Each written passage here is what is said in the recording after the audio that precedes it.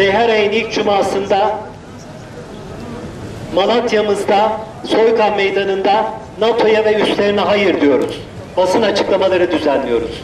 Değerli basın mensupları ve aziz vatandaşlarımız, 3 aylık mecburi aradan sonra Haziran ayının ilk cuma gününde sizlerin huzurundayız. İslam dünyasındaki tüm emperyalist ve siyonist işgallerde parmağı olan NATO 67 yıldır Türkiye'nin sırtında vebal ayağında pranga gibi durmaktadır.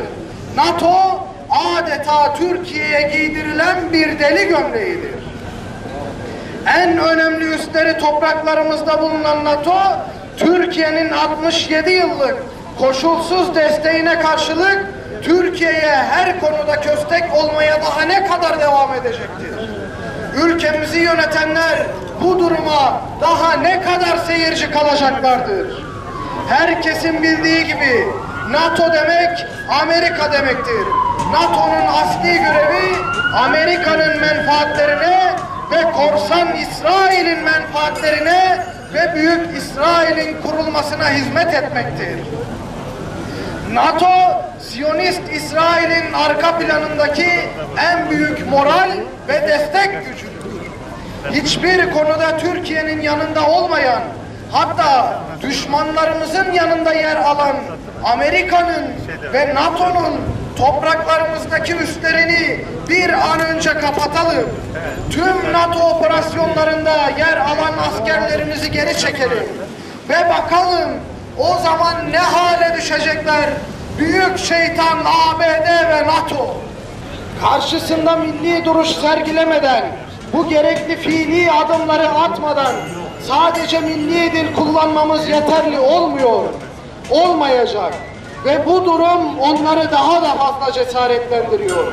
O yüzden artık söz yeter, milletimiz hiç rahat bekliyor.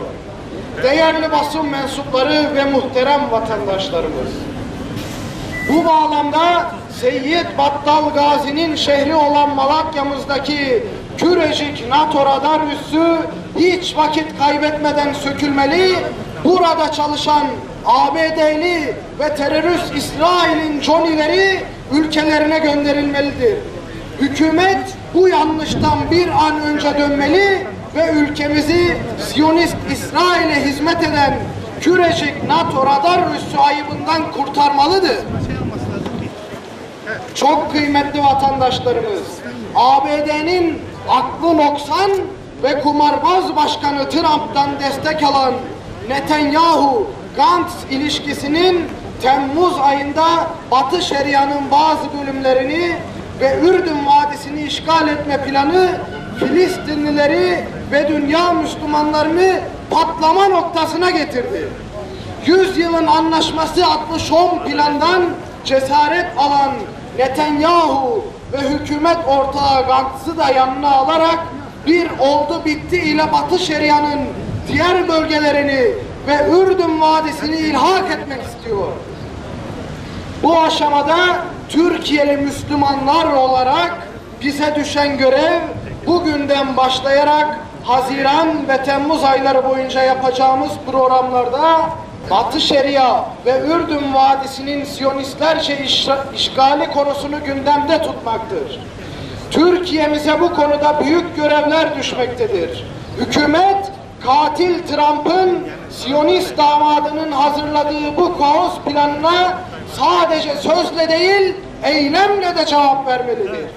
Bu çerçevede Mavi Marmara konusunda katil İsrail'le yapılan zillet anlaşması ve Siyonist İsrail devleti ile yapılan gizli yahut açık tüm anlaşmalar iptal edilmeli. Terör devleti İsrail ile tüm ilişkiler kesilmelidir. Hem İsrail hem de Türkiye vatandaşı olan Yahudilerin İsrail'de askerlik yapmasına izin veren kanun iptal edilmeli. Siyonist elçilik kapatılmalı. Siyonist İsrail'in güvenliğini sağlayan Malatya, Kürecik NATO üssündeki radar sökülmeli. Büyük şeytan ABD ile stratejik ortaklığa son verilmeli ve NATO'dan hemen çıkılmalıdır. Şimdilik Allah'a emanet olun. Hepinize çok teşekkür ederiz. 20. yüzyılın sessiz çığlığı Filistin. Dünyanın vicdanının öldüğü yer. Şehitliğin, yiğitliğin meydanı. Mazlumluğun diyarı Filistin. Neden ağlıyorsun Filistin? Yer ve gök şahit sana. Zalimin karşısında Hüseyin'i duruşuna. Kör olan gözümüze, hissetmeyen kalbimize, köleleşmiş bedenlere sen bize ağlıyorsun. Sen özgürlüğü seçtin, biz zilleti Filistin. Sen şehadeti seçtin, biz dünyayı Filistin. Özgürlüğü unutmuş gönüllü kölelere sen öğret Filistin, özgürlük neymişti? Sen ölmedin Filistinli çocuk, sen ölmedin Gazze'li anne. Ölen ümmeti Muhammed, ölen ümmeti Muhammed.